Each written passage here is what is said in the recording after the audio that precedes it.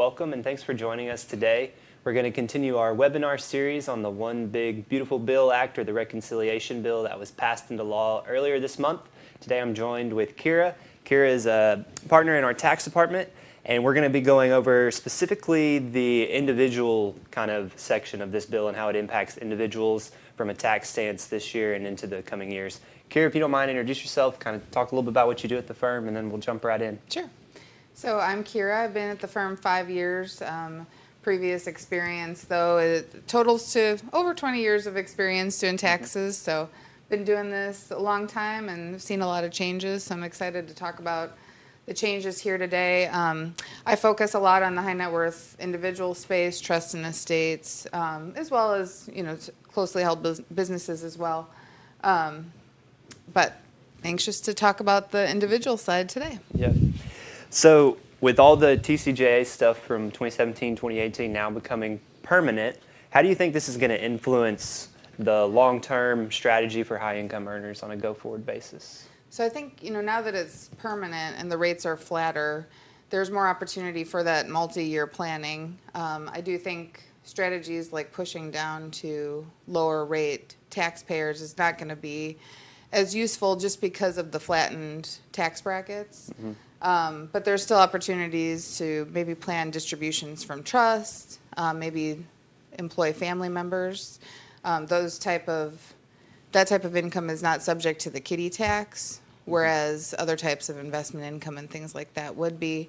So there's still opportunities to plan there. Also to convert ordinary income to capital gains. Those strategies still exist. So some of the same strategies are still out there, just may not be quite as beneficial with the lower tax rates being permanent. But the multi-year planning is really going to help with strategies like bunching contributions with donations to donor advised funds and things like that.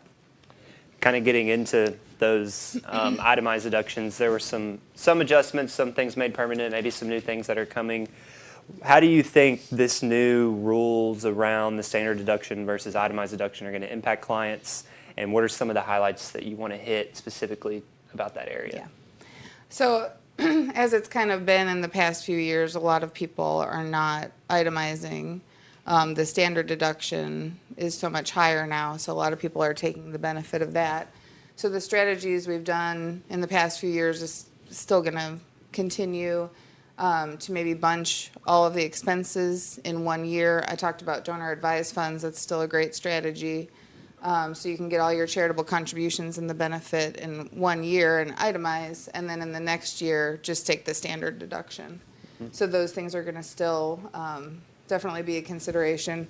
Another thing to consider is part of the bill now, there's a new limit on the benefit of itemized deductions.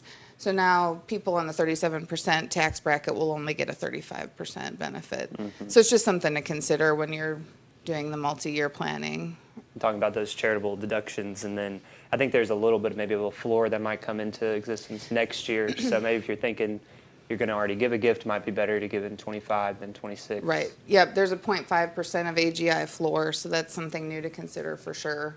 Something to consider when you're doing the donor advised fund donations. Mm-hmm. If there's a large gain that you have coming up, it's kind of counterintuitive. Now you may want to do the donation possibly the year before. Yeah. It really is going to have to be an analysis for each client. Mm-hmm. It's so different for each client. You can't just give this is what's going to work now because of the new tax law. Yeah, specifically talking about the SALT deduction, the state and local income tax piece of itemized deductions. There was a lot of back and forth between the Senate version and the House version, and they finally settled on I think it was an increase. Can you kind of go into what that was and then how that's going to impact people on a go-forward basis? Yep. So the new limit is now $40,000. It was $10,000, and that new limit is through 2029. So a lot of people have been doing the pass-through elections at the partnership level to go ahead and deduct those taxes at the entity level, S-corps as well. So there's still potentially an opportunity to do that. As I mentioned before, it's kind of on a case-by-case basis where, does it make sense now that this higher limit exists, but it's only through 2029. So, do you want to undo the pass-through elections? Some of them, you can undo. Some of them you're stuck with. Yeah. They were permanent elections. Yeah.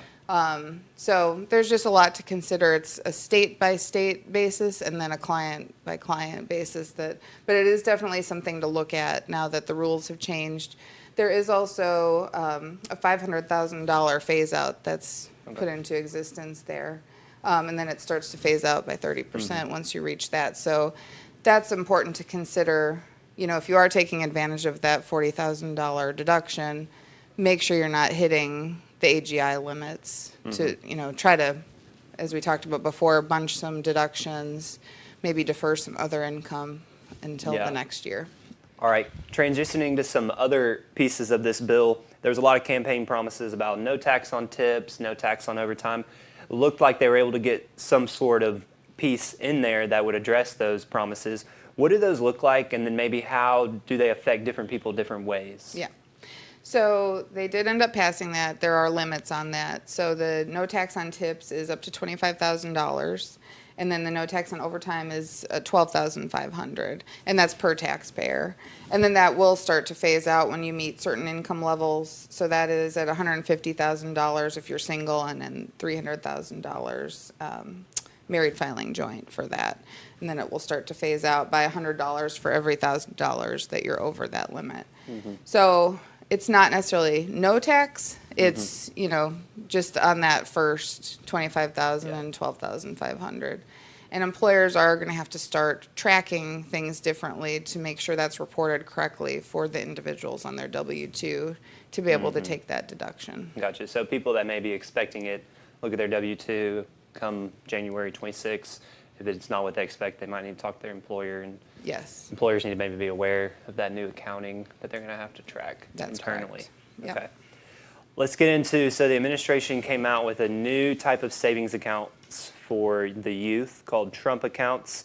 They kind of expand on 529 rules, maybe a little bit different than UTMA accounts or custodial accounts. Can you get into kind of what is unique about these and maybe how they might be used as a complement to those other types of savings accounts?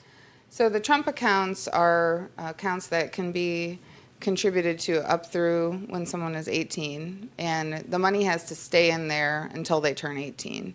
So it's different than an UTMA where they would have access right away.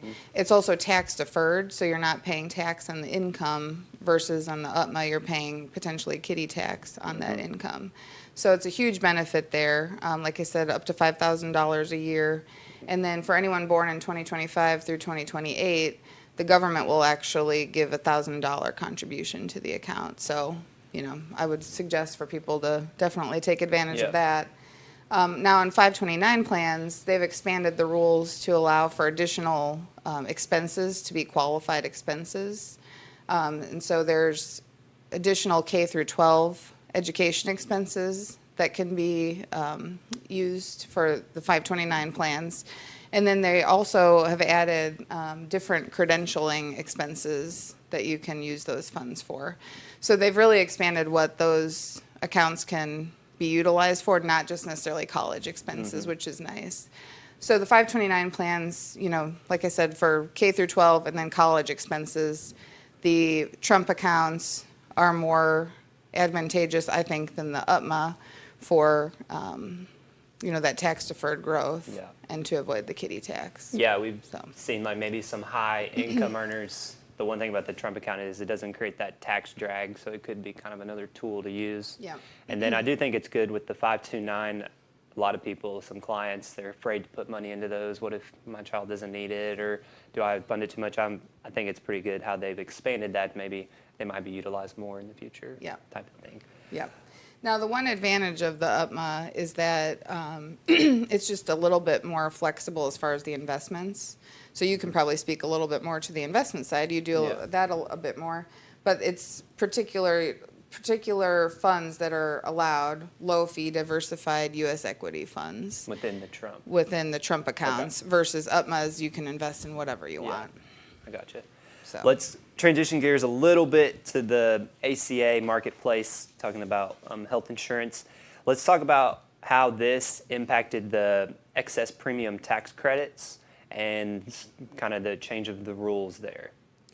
So basically what they've said is if there's any excess premium tax credits, they've removed the repayment cap. So any excess payments have to be repaid. So it's important to estimate your income carefully throughout the year and make sure you're not going to be over those limits, and even schedule quarterly reviews to check. And if someone's income fluctuates a lot, maybe it's not the best option for them and might need to look into some sort of different medical plan for them. Gotcha. For sure. Let's go into the AMT exemption. Let's get into, do you see that the AMT planning becoming less critical or maybe just different now for high net worth individuals? Yeah, I think it's really just different. There's higher permanent thresholds now. And so clients are going to be able to accelerate income or defer income with less AMT risk. Like I talked about before, there's the ability to do more multi-year planning now, and that includes with AMT. So you'll be able to utilize the donor advised funds and some other planning ideas to also consider when you're looking at AMT as well. So it's just another consideration when you're doing planning and projections. Mm-hmm. We've kind of covered a lot.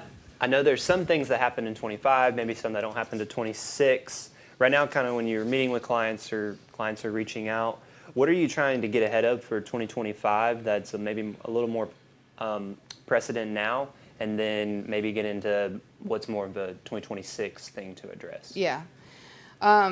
Well, there's so many different things hit at different times.